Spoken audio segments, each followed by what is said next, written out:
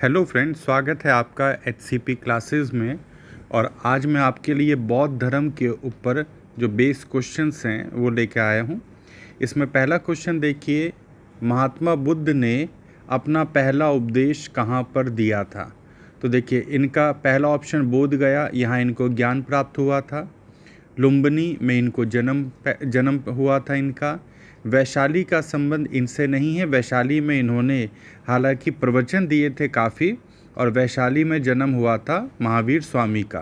तो चौथा option answer क्या हो जाएगा? सारनाथ। उसके बाद देखिए, महात्मा बुद्ध का जन्म लुम्बिनी में हुआ था जो स्थित है। अब लुम्बिनी कहाँ पर स्थित है? नेपाल की तराई में। तो नेपाल की तराई में आंसर हो जाएगा। तीसरा, आजीवक संप्रदाय के संस्थापक कौन थे? तो हम जानते हैं कि आजीवक संप्रदाय जो थे, इसके संस्थापक जो थे मक्खनी पुत्र गोशाल थे, जिन्हें मक्खनी गोशाल भी नाम से जानते हैं। उसके बाद महावीर ने अपना पहला उपदेश किस भाषा में दिया था? तो देखिए, महावीर की जो भाषा थी वो प्राकृत भाषा थी, और प्राकृत भाषा उस समय बहुत कम लोगों को समझ में आती थी, इसलिए जैन धर्म उतना फला फूला नहीं। जबकि जो बौद्ध धर्म के थे, जैसे महात्मा बुद्ध, उन्होंने पाली भाषा में दिए थे, और पाली जनमानस की भाषा थी उस समय, इसलिए बौद्ध धर्म जैन धर्म के मुकाबले अधिक तीव्र गति से फैला। उसके बाद अगला देखिए, महात्मा बुद्ध को बोधिसत्व के नीचे ज्ञान प्राप्त हुआ था, बोधि वृक्ष के नीचे ज्ञान प्राप्त हुआ था, वह कहाँ पर स्थित है? तो हम जानते हैं बोधि वृक्ष पीपल का पेड़ था, जहाँ पर बोध गया में वो स्थित है।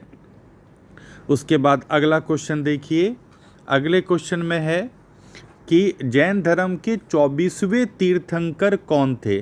तो जैन धर्म में जो 24 तीर्थंकर हुए थे, इसमें 24वें नंबर पर कौन थे? महावीर स्वामी। तो महावीर स्वामी का क्रम 24वां था। उसके बाद 7वां क्वेश्चन देखिए, जैन धर्म के प्रथम तीर्थंकर कौन थे? तो जैन धर्म के प्रथम तीर्थंकर जो थे, उनका नाम था ऋषभदेव। ये आप भी कर सकते हैं सॉल्व। जैन और बौद्ध धर्म ने स्वीकार नहीं किया।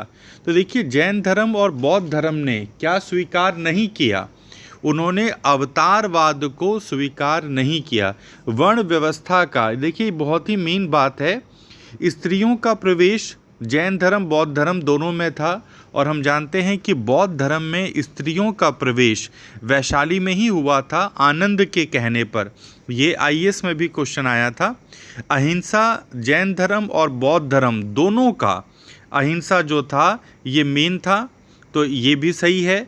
और उसके बाद वर्ण व्यवस्था, देखिए इन्होंने हिंदू धर्म की तरह वर्ण व्यवस्था को भी स्वीकारा था। जो समाज में 4 वर्ण थे, ब्राह्मण, क्षत्रिय, वैश्य और शूद्र, इन्होंने इसको स्वीकार किया था, परंतु अवतारवाद को ये स्वीकार नहीं करते।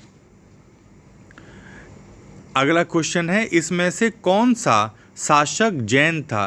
तो जब हम जैन शासक की बात करते हैं तो चंद्रगुप्त मौर्य जो थे, इन्होंने जैन धर्म अपनाया था। इस तरह यह जैन शासक थे। उसके बाद अगला, रुम्मनदेई किस घटना से संबंधित है? देखिए, रुम्मनदेई बुद्ध का जन्म से संबंधित है, और इस बात को आप ध्यान रखना, जो अशोक का रुम्मनदेई अभिलेख है वो उसका सबसे छोटा अभिलेख है, और ये एकमात्र अभिलेख है जिसका विषय आर्थिक है। जिसका विषय क्या है? आर्थिक। तो रुम्मनदेई जो है ये आपको याद रखना है। उसके बाद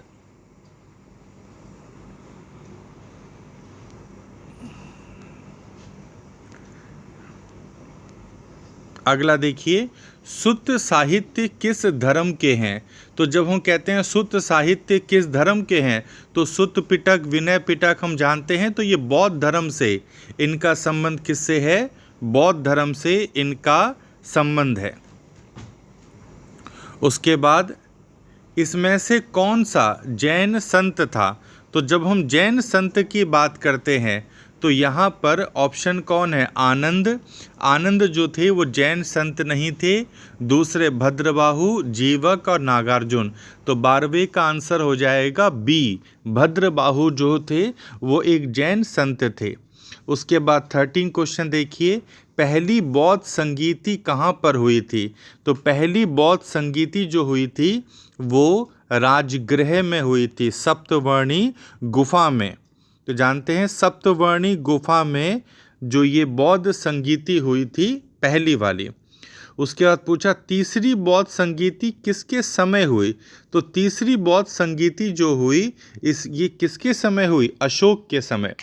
अशोक ने मोगली पुत्र तिस्स के कहने पर तीसरी बौद्ध संगीति करी थी अशोकाराम विहार में। उसके बाद देखिए निकाय किससे संबंधित है? निकाय, तो निकाय का संबंध दीघ निकाय ये सब आप जानते हैं, इनका संबंध बौद्ध धर्म से है। उसके बाद बुद्ध की मृत्यु जहाँ हुई थी वो स्थान अब कहाँ पर है? तो बुद्ध की मृत्यु जो हुई थी कुशीनगर में हुई थी, और कुशीनगर जो है वो कहाँ पर है? उत्तर प्रदेश में। एक है निर्ग्रंथ किन्हें कहा जाता है? तो जैनियों को निर्ग्रंथ भी कहा जाता है। एक आया पूर्व किसके धार्मिक ग्रंथ हैं? तो पूर्व जो धार्मिक ग्रंथ हैं वो किसके हैं? जैनियों के। तो जैनियों के ही धार्मिक ग्रंथ को पूर्व भी कहते हैं। उसके बाद देखिए अगला क्वेश्चन, राजगृह, वैशाली, पाटलिपुत्र। राजगृह, वैशाली और पाटलिपुत्र ऐसे स्थान हैं जहाँ पर क्या हुआ था? तो देखिए यहाँ पर राजगृह में, वैशाली में, पाटलिपुत्र में बौद्ध सभाएं हुई थी। तो चौथा ऑप्शन इसका सही हो जाएगा। महावीर द्वारा सर्वसाधारण के लिए कितने अणुव्रत या नियमों के बारे में बोला है? तो महावीर स्वामी ने 5 अणुव्रतों की बात कही है।